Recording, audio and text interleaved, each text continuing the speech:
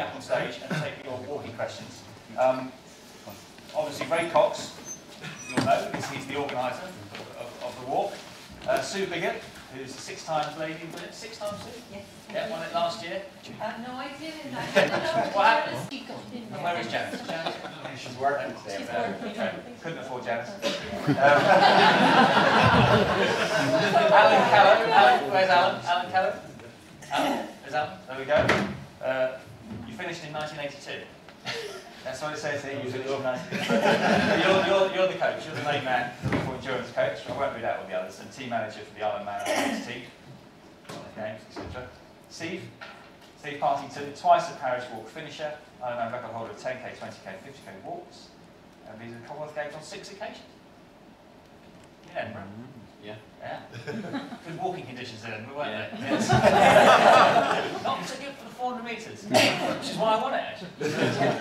And I guess we have Gianni. Yeah. Gianni, finally, who's the sports development officer in the Ironman, and is the Lancashire 5k champion in 1997. Cyclist as well. But you all know each other. So. The real problem I have is knowing when to stop, and it's going to be a question that most people are going to have to face is when do you stop, particularly if you have a very supportive team behind you, urging you to carry on. There is a very serious risk of doing some damage to your body if you push yourself too hard, but on the other hand, you do want to do the best. Have you got any kind of advice as to at what point you decide to stop? You're in the wrong event. It's a really important question, that, isn't it? Because I think individually you need to know yourself. Okay, so if you're actually going to do yourself harm, so if you have incurred an injury that's going to be exacerbated by continuing on, you have to stop for yourself. Okay, so I think that's the first thing, the real damage, because the balance between mentally, I've had enough, and physically you've had enough. That's the big challenge with the Parish Walk. I've got a couple of questions. I've never done the Parish Walk and I'm going to try this year to get as far as I can. Mentally, I think I'm there. Physically, might not quite get there. But 2 questions. The first one is training. I never quite know how long I should be walking in training. Should you do really long walks, or should you do lots of short walks? Is it how many miles you do a week, or how many miles you can do all at one time? And then the second question is blisters. And what's the best thing to do when you will get all those blisters on the day? Where are you now? What state of fitness are you in now?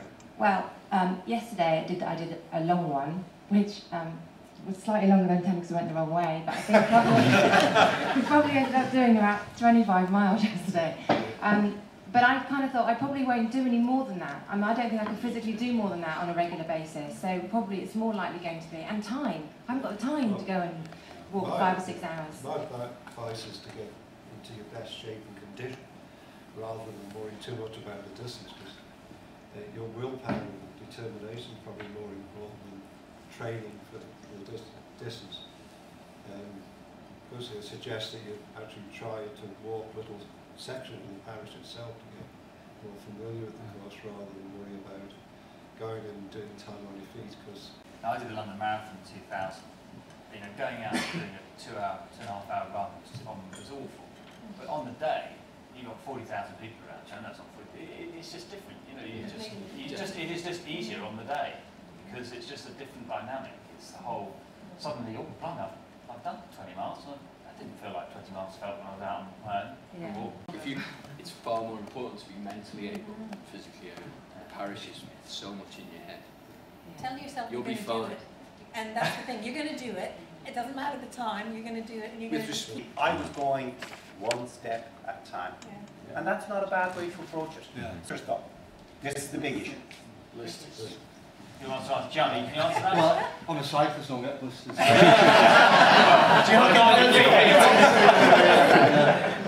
Well, just before we move on to blisters, just on the training issue, I think as a long-distance cyclist, my longest event is 100 miles that I'm training for, but that in June, is not to get obsessed by miles. I sort of do 4-hour rides or 5-hour rides or 6-hour rides. Don't worry about how much the distance that you cover. For the event itself, I try to break it down into bite-sized chunks, which I think has been mentioned already. So I'll get to 25 miles, then you get to 50 miles, then to 75 miles, and then before you know it, you're nearly at the finish. I haven't got any answers. I've got a bit of experience. The first year I finished the parish, I had blisters before Peel. I spent 20 minutes in Peel looking for a chemist to get all the plasters now. Again, it's in your head, I think. Everyone's going to get blisters. Prepare for the fact you're going to get them. I actually do not stop and do not put anything on. I've got the combis on, I know I'm going to get a blister. So if it starts to hurt, thinking, wait till it pops and it's like, ah, it's gone. And then you're fine and you keep going. I do believe in KY jelly, and I have a syringe and I squish it down into my shoe, which is a lubricant, which works very well. People laugh at me, but that works well. But I don't, once my shoes are on, I don't take them off because they're so right. And I think you have to, you'll know where you get your blisters and put something on first. Just another thing, if anyone's thinking of buying any shoes between now and it's always a good idea to get 2 pairs, if you can afford it, and wear them in sequence so you don't wear a pair out.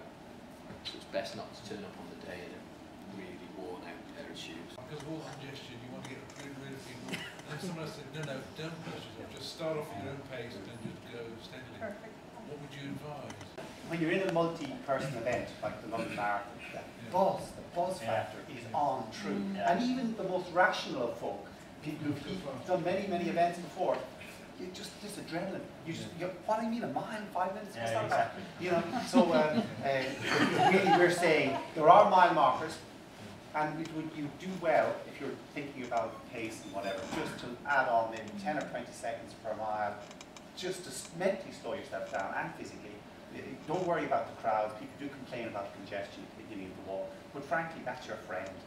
Because of the start and the crowd, the spectators, still remember to take your fluid on board, and if you've got food, your energy bars, just remember to if you've got a plan, you know, drinking every hour or whatever your plan is. Don't forget, all because you've, you know, the adrenaline rush because of the crowd, always make sure you keep your plan of drinking and eating as well. Would you agree with that? I think that's very important because often you get to a point in the 85 miles you don't want to eat. So have a plan. And hey, listen, the plan says you're supposed to eat something, but I can't. It says eat it. And you know, you do need to keep your energy up. Questions about the mental toughness. I did the parish walk 2 years ago in the worst weather in the history of the parish walk. I picked the wrong year to do it. It was by far the toughest. And like Jock and Sue who come back year after year to do something which is so mentally tough. How do you prepare yourself to do that over and over again? The passion, I think you get this. I know it's not the Olympics, is it? But it's our little Isle of Man Olympics. It is such a big thing to do. So you know you want to finish it. And it's just a matter of when you go, I'm going to finish it. That's the number one thing you just think about. You just keep going. And the rain, I think that year the rain, which was awful, I felt sorrier for my support crew who were opening the boot of the car and ready to hand me things, and they were being sprayed by car sprays by past, and they were getting soaked. And I thought, oh, I didn't notice the rain because walking in it, you know. But it's just that passion in you. Anybody else? We often say, oh, I did my best, and you know, but actually, sport is one of the few things that really forces us to really push ourselves and set new challenges and develop. And I knew about the parish walk a few weeks ago, and I was going to come, but I didn't actually know the details of the parish walk until I had a chat with Ray. And it's serious. It's a serious challenge. And I really applaud you, you know, and everyone who does it for actually taking it on board, because it's not sort of a fun run, is it? You know, 5k fun run to raise a bit of money for charity, or you know, let's go and walk for 10 miles or whatever. It's a proper challenge, and I'm sure it lives with, you know, every day you think about it and you're training for something. It's a proper challenge, and because of that, you know, one thing no one's actually sort of touched on is you've all talked about how hard it is, and of course it is hard, because if it wasn't hard, it wouldn't be worth doing it. But I bet you feel fantastic when it's over. And I bet you just feel so proud of what you do. I remember when I finished the London Marathon, which was half an hour, and I won't do it again. But I won't. But it was tough. And it's because it was hard that it made it so rewarding. And so, you know, I look forward to seeing you all fit and healthy on the start line. I